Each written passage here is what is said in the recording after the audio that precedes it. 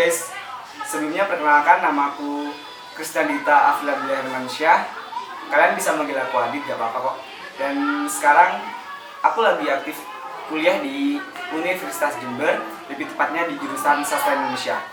Nah, kali ini aku bakal ngebahas nih tentang apa sih bela negara itu.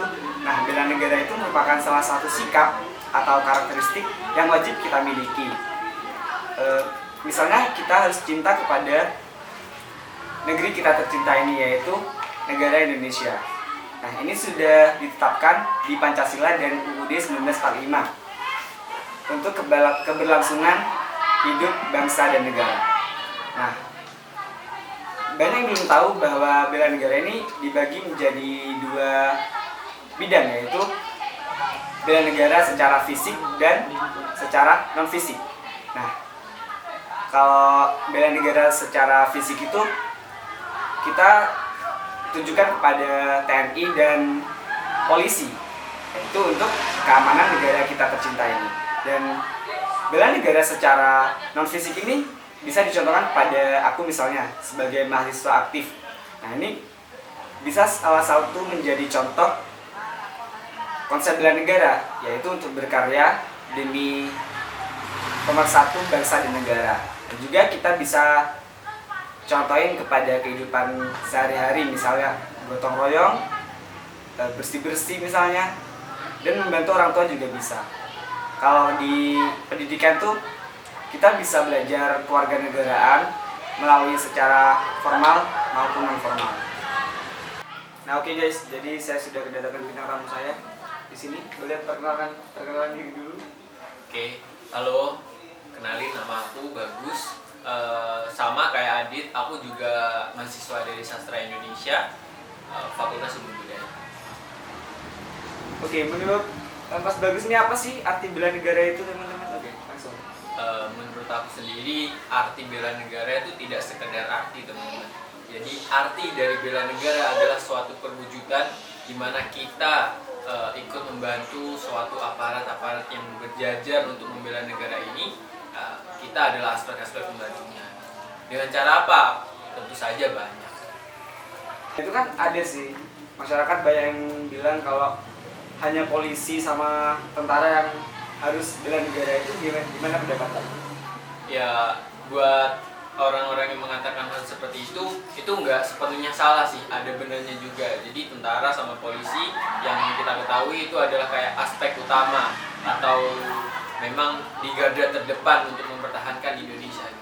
Tapi tidak dikatakan lagi kita sebagai warga negara Indonesia juga punya kewajiban untuk membantu mereka dengan cara yang banyak pastinya, seperti yang akan kita jelaskan.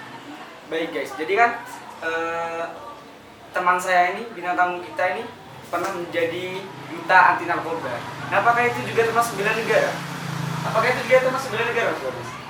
Oh ya, bicara tentang hal itu, aku dulu pernah menjadi duta anti narkoba, sekedar finalis saja, nggak sampai juara.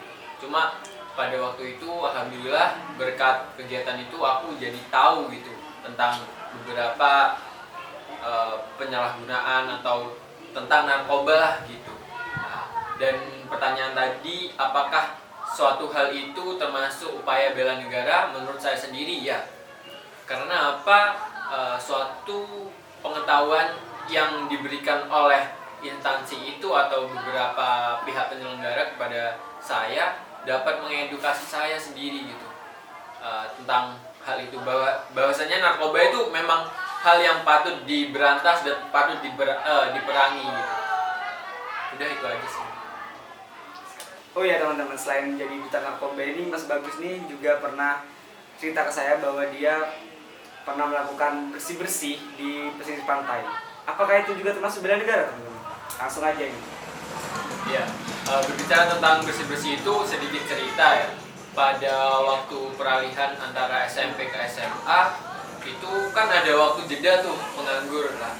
Pada waktu itu aku ditawari sama beberapa pihak dari pantainya tuh untuk ikut bersih-bersih. Akhirnya aku kayak oh hal baru nih bisa dicoba, jadi aku ikut lah pada waktu itu. Terus aku ikut, dan di sana kegiatannya ya seperti bersih-bersih pada umumnya. Kita bersih-bersih pantai, pesisir pantai, dan juga tidak hanya pesisir pantai sih, tapi lebih keseluruhan di daerah pantai itu. Kalau penasaran pantainya apa, nah, pantainya itu Pantai Papuma. Pasti kalian nggak asing mendengar itu. Kita bersih-bersih pantai, mulai dari kayak sampah plastik, sampah non-organik, organik, dan lain-lain gitu. Dan itu kita kutip, disatukan dalam satu pickup, dan kita buang di tempat penampungan sampah di Papuma. Apa kalian butuh bukti teman-teman? Nah ini liputannya.